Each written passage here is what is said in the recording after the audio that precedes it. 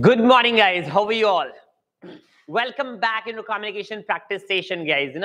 So today we will lead with some beautiful and daily usable structures.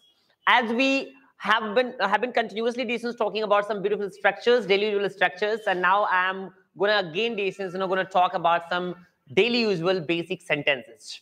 So guys, आज मैं फिर से आप लोगों से कुछ sentences, कुछ basic स्ट्रक्चर शेयर करने वाला हूं जो आप रेगुलर यूज कर सकते हैं। और ऐसा कुछ भी नहीं मैं बताने वाला हूं आज जो आप सिर्फ सुन सकते हैं, पढ़ सकते हैं और यूज नहीं कर सकते, क्योंकि जितने भी स्ट्रक्चर्स राउंड में 230 वाले सेशंस में मैं आपके साथ आ रहा हूं, वो सारे स्ट्रक्चर्स में आपको जो दे रहा हूं वो सारे आपके रेगुलर डेली बेसिस पे यूजफुल हैं। आप रेगुलरली उसे आप अपने फ्रेंड सर्कल में, फैमिली, फ्रेंड्स, रिलेटिव्स, जहां भी आप कन्वर्सेशन कर रहे हो, जिनसे भी बातें कर रहे हो, आप यूज कर सकते हो और अपनी कम्युनिकेशन स्किल को एनहांस कर सकते हैं।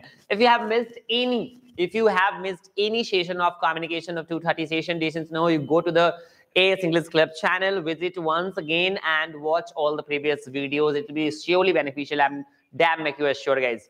So guys, let's continue. चलते हैं अब आज की कुछ स्ट्रक्चर्स के साथ, और आज भी मैं आपको बहुत ही अच्छे, बहुत ही यूजफुल स्ट्रक्चर्स बताने वाला हूं।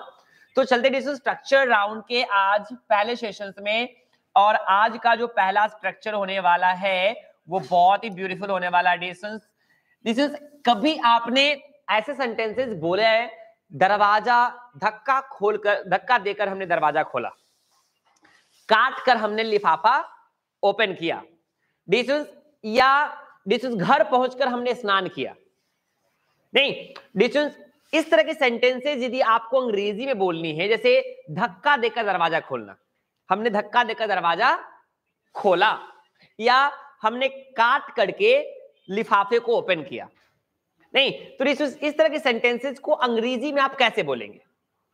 सोचिए, मैंने धक्का देकर दरवाजा खोला, सोच के देखिए कैसे बनाएंगे आप। Think about it.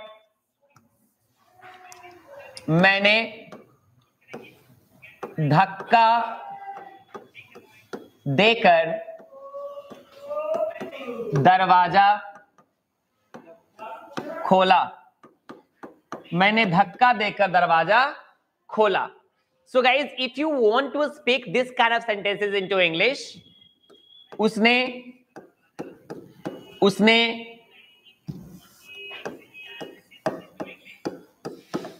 काट कर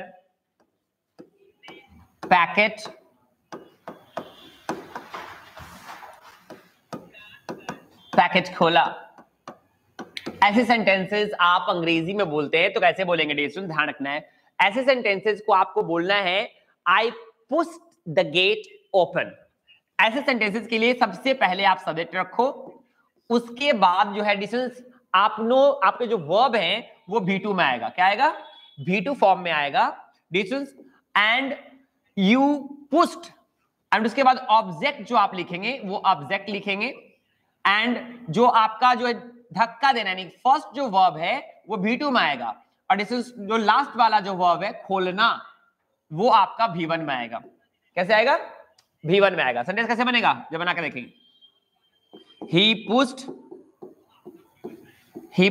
the gate open, he pushed the gate open। ये आपका verb 1 है, this is first verb, and ये आपका लास्ट वाला वर्ब V1 में रहेगा। he pushed the gate open, he pushed the gate open. चलिए उस तरह से बनाएंगे, उसने काट कर पैकेट खोला, यहां आई है ना, उसने काट कर पैकेट खोला, बोलेंगे he cut the packet open, he cut the packet open। नहीं, बस समझ में आपको यदि ये स्ट्रक्चर समझ में आ गई, यदि आप इसे बना सकते हैं, आप इस गौर से देखेंगे इसमें दो वर्ब है, एक तो धक्का देना और एक खोलना। तो धक्का देना, आप धक्का पहले दिए ना, तो जो काम पहले हुआ, पहले आपने धक्का दिया, तो जो काम पहले हुआ उसको आप किस फॉर्म में रखेंगे? V2 में। फिर खुला यानी कि सेकंड वाला वर्ब V1 में रहेगा, और उसके बीच में ऑब्जेक्ट आप डालेंगे। ये थोड़ा सा डिफरेंट यूनिक सा स्ट्रक्चर है, आप इसको यूज करेंगे। यदि आपने यदि आपने इस चीज को सीख लिया है तो आप कमेंट बॉक्स में एक सेंटेंस जरूर प्रैक्टिस करेंगे और मुझे लिखकर बताएंगे, मैंने छील कर पेंसिल तेज की, मैंने छील कर पेंसिल तेज की।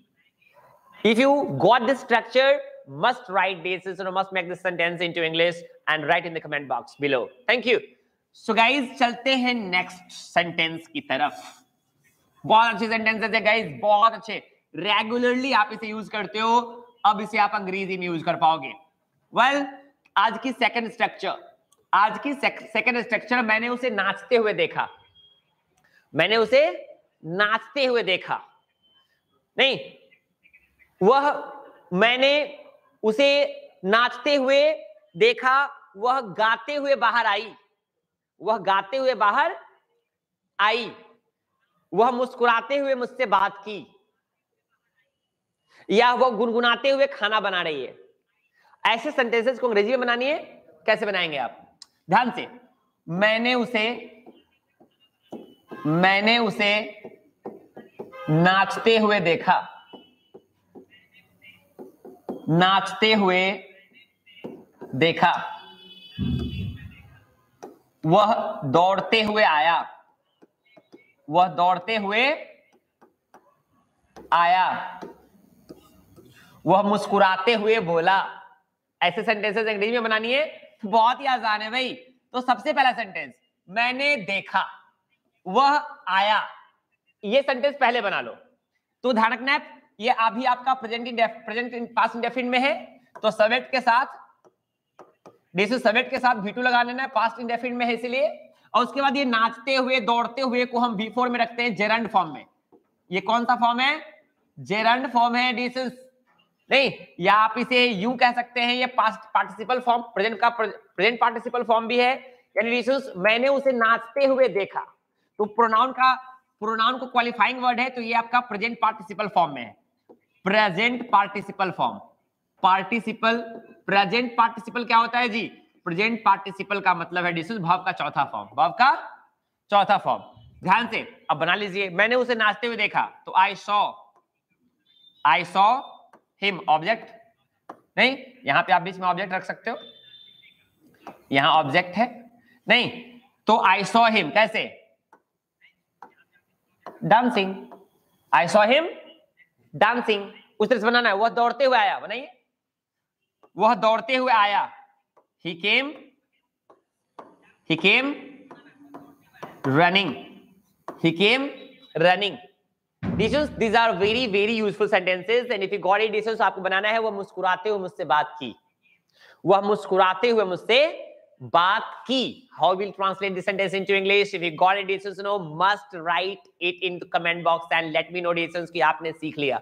यदि ये सारे सेंटेंसेस आपको जरूरत पड़ती है, आप रेगुलर लाइफ में इसको बोलते हैं तो ये सेंटेंसेस बहुत ही ज्यादा यूजफुल हो सकते हैं आपको. आप इसको यूज कर सकते हैं अपने जनरल कन्वर्सेशन में, और अपने कम्युनिकेशन को आप एनहांस कर सकते हैं, क्योंकि रोज आपको किसी न किसी से बात करते समय आपको इन सब चीजों की जरूरत पड़ती होगी. हाँ, सेंटेंस के स्ट्रक्चर की कमी के स्थिति में, लैक ऑफ स्ट्रक्चर, आप हिंदी में बोल के काम चला रहे होते हैं, या जुगाड़ करके बोलते हैं, कुछ भी बोल देते हैं आप, बस सामने वाला सेंस समझ जाए. बिहार में जब तक है डिक्शन, तब तक आपको कंप्लीट इंग्लिश बोलने की जरूरत तो पड़ेगी नहीं. बट ध्यान रखना है, डिक्शन से हिंदी से इंग्लिश, यानी इंग्लिश कम्युनिकेशन आप सिर्फ इसलिए सीख रहे हैं कि आप डिक्शन अपने फैमिली में, फ्रेंड्स में और लोकेलिटीज में आप बोले, तो फिर फायदा नहीं है सीखने का.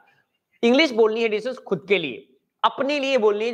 जब कभी भी आप वैसे जगह पे जाएं या उससे लोगों से बातें करें जो आपसे अंग्रेजी में कम्युनिकेट करते हैं, सो दिस इज वेरी इंपॉर्टेंट कि प्रूव योरसेल्फ डिक्शन कि आपको भी अंग्रेजी आती है. डोंट मेक योरसेल्फ डम और फूल. आप कभी भी आउट ऑफ बिहार जाएं, या कभी भी ऐसे सिचुएशन में, बिहार में भी आप अच्छी जगहों पे जाते हैं डिक्शन, तो वहां अंग्रेजी बोलने के बाद काम आती है. ऑफिशियल जगहों पे जाते हैं, ऑफिस में जाते हैं, सीनियर्स के साथ, आपको बॉसेस के साथ, किसी स्कूल्स के इंक्वायरी में या फैमिली फंक्शंस में, या किसी भी स्कूल्स के प्रोग्राम में, पेरेंट टीचर मीटिंग्स में जाते हैं अपने फ्रेंड्स या अपने छोटे भाई बहनों के साथ. So this is very important diction to communicate in English with them.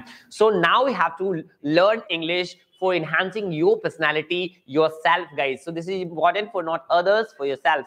तो इंग्लिश को सीखनी है दूसरे को दिखाने के लिए नहीं, अपनी पर्सनालिटी को इंप्रूव करने के लिए. This is very very very very important. So let's go ahead diction. चलते हैं, हम आगे बढ़ते हैं. तो आज की तीसरी स्ट्रक्चर की तरफ हम चलते हैं. आज की थर्ड स्ट्रक्चर कैसे बोलनी है, क्या बोलना है, डिक्शन कैसे हम इस्तेमाल करेंगे. Let's we have diction. तीसरी स्ट्रक्चर में हम सीखेंगे, यदि आपको बोलनी है डिक्शन की मां सुंदर है और बेटी भी. मां सुंदर है और बेटी भी. यदि आपको इस तरह के सेंटेंसेस अंग्रेजी में बनाने पड़े, मां सुंदर है और बेटी भी, जबकि हम बहुत सारे सेंटेंसेस जैसे बोलते हैं, पिता चोर था और बेटा भी, बड़ा भाई इंजीनियर था और छोटा वाला भी, नहीं टीचर बेईमान है और छात्र भी, नेता करप्ट है और जनता भी। कैसे बोलेंगे ऐसे सेंटेंसेस को अंग्रेजी में? बहुत ही सिंपल है डिस्टेंस, बहुत ही सिंपल है। तो सबसे पहले आप क्या कर लो, फर्स्ट सेंटेंस को बना लो। फर्स्ट सेंटेंस जो है आपका इजी होगा। मां सुंदर है बनाने में कितना देर लगेगा जी?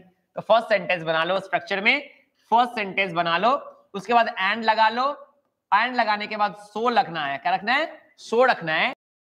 सब ऑब्जेक्ट है, सेकंड वाला जो नाउन है आपका, ये वाला second subject, this is auxiliary verb पहले लगा देना है। ये ऑक्सिलरी वर्ब उसका पहले लगाना है, और सेकंड वाला जो नाउन है या प्रोनाउन है जो भी है वो आपको बाद में रखना है, लास्ट में। ये यूनिक इसलिए भी है डिस्टेंस क्योंकि सब्जेक्ट से पहले क्या आता है? ऑक्सिलरी वर्ब आता है सेंटेंस में, और सेंटेंस बन के आपको तैयार हो जाएगा। बनाइए, mother is beautiful, mother is beautiful and so is the daughter. So is the daughter. So is the daughter. Mother is beautiful and so is the daughter. Not doubter, this is daughter. Mother is beautiful and so is the daughter. चलो उस तरह से बनाना है एक और sentence distance. नहीं, शिक्षक मेहनती हैं और छात्र भी। शिक्षक मेहनती हैं, the teacher is laborious, the teacher is laborious and so are the students. Plural था ना, तो so are the students, यानी ये स्टूडेंट्स जो है हमारा क्या है? प्लूरल है, इसलिए हमने वर्ब कैसे लगाया? आर, क्योंकि ये वर्ब किसका है? इसका है। नहीं, ध्यान रखना डिस्टेंस कि ऐसे सेंटेंसेस को आप बना सकते हैं। एक सेंटेंस भी आप मुझे समझ गए हैं डिस्टेंस, सेंटेंसेस आपको अंडरस्टैंड कर लिया है आपने, यूज कर सकते हैं। So if you understood these all structures, must practice one sentence. आपको बनाना डिस्टेंस, एक सेंटेंस बनाना है, और आप मुझे बनाएंगे नेता करप्ट हैं और जनता भी। नेता करप्ट हैं और जनता भी। This is a very simple sentence. If you understood this structure and if you think yourself decent that you can now turn in the Hindi sentences like this into English, this will be a very beautiful example for the practice lessons that I have given right now. Just turn it into English and write me in the comment box to let me know that you have learned. Okay, so let's go ahead with the next one and the fourth and the last structure I'm going to discuss with all of you. So let's go ahead. चलते हैं आगे, सीखते हैं आज की चौथी and beautiful structure. Distance, कभी आपने ऐसे सेंटेंसेस बोले, मैं चावल खाए बिना नहीं रह सकता, मैं हंसे बिना नहीं रह सकता? बोलिए। नहीं, डिस्टेंस, मैं तुमसे बात किए बिना नहीं रह सकता, मैं क्रिकेट खेले बिना नहीं रह सकता, वह हंसे बिना नहीं रह सकती, वह हंसे बिना नहीं रह सकती, वह हंसे बिना नहीं रह सकती। मैं गाना गाए बिना नहीं रह सकता, मैं गाना गाए बिना नहीं रह सकता। These are very beautiful sentences. ध्यान से, ये सारे सेंटेंसेस बिल्कुल ऐसे नहीं है बेटा, ऐसे सेंटेंसेस बिल्कुल नहीं है। इसको नॉट विदाउट लगा के नहीं बनाना।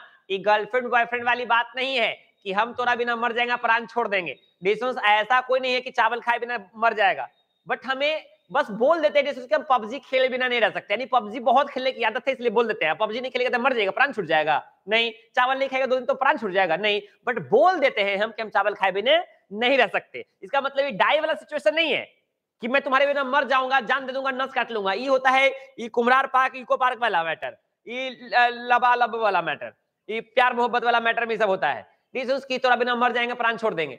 डियर स्टूडेंट्स, ये वाला मैटर ऐसा नहीं है। ये वाला मैटर सिंपल है जी। ये है क्या कि कोई काम इतना ज्यादा आपको करने में मन लगता है या इतना करने की आदत हो गई है कि आप उसको किए बिना आपको खराब लगता है या आप ज्यादा देर तक नहीं रह सकते। इसका मतलब ये बिल्कुल नहीं कि प्राण छूट जाएगा। बात समझ आ रही कि नहीं आ रही है? ध्यान रखना है। तो इसको बनाने का एक स्ट्रक्चर नॉट विदाउट नहीं है, नॉट विदाउट से बनेगा ही नहीं। आपको बनाना है सब्जेक्ट प्लस कांट हेल्प लगाना है। कांट हेल्प एक खास तरह का स्ट्रक्चर है। क्या लगाना है? कांट हेल्प एक खास तरह का स्ट्रक्चर है, प्लस बिफोर। कितना सिंपल स्ट्रक्चर ये बनाइए, तो मस्त सुंदर सा स्ट्रक्चर है, बहुत ही सिंपल सा स्ट्रक्चर है जी। चलिए बनाइए। वह हंसे बिना नहीं रह सकती, तो सी कांट हेल्प। कांट हेल्प एक स्ट्रक्चर है, सबके साथ लगा दो। Can't help plus before singing along. एक सेंटेंस बनाइए, मैं तुम्हें देखे बिना नहीं रह सकता। मतलब क्या मर जाएंगे? नहीं, नहीं देखेंगे तो नहीं। तो मस्त रहता है, इसमें कोई दिक्कत नहीं है। सामने से बोलता है तुमसे बड़ा अच्छा सा लगता है, कट जाता है, कोई दिक्कत नहीं है। देखिए, नॉट विदाउट लगाने का मतलब है आप जी नहीं सकते, उसका सेंस ही अलग हो जाता है। I can't live without you मतलब तो बिना हम मर जाएंगे। वो सिचुएशन ऐसा नहीं है। ये स्ट्रक्चर है, ये बस इतना कहता है कि वो काम करने की आदत ज्यादा है, मरने मुराने वाला काम यहाँ नहीं चलेगा। बेसिस तो इसलिए ध्यान रखना है, ज्यादा सीरियस नहीं होना है। नहीं तो आज हमने आपको 4 अलग-अलग स्ट्रक्चर्स बताए, मस्त सेंटेंसेस बताए। This is a very very very useful decision in practical life. I hope you enjoyed this session today and if you want this kind of sessions ahead also lessons I regularly come at 2:30 lessons for your communication practice lessons with some beautiful structures, regular useful sentence lessons, and I come with regularly at 2:30. So don't miss the session ahead, guys, and keep coming regularly to attend the 2:30 sessions ahead, guys. And see you again with the same energy 2:30. Bye to all this. Stay safe, take care, and see you tomorrow back in the right time at 2:30 p.m. See you again. Bye to all.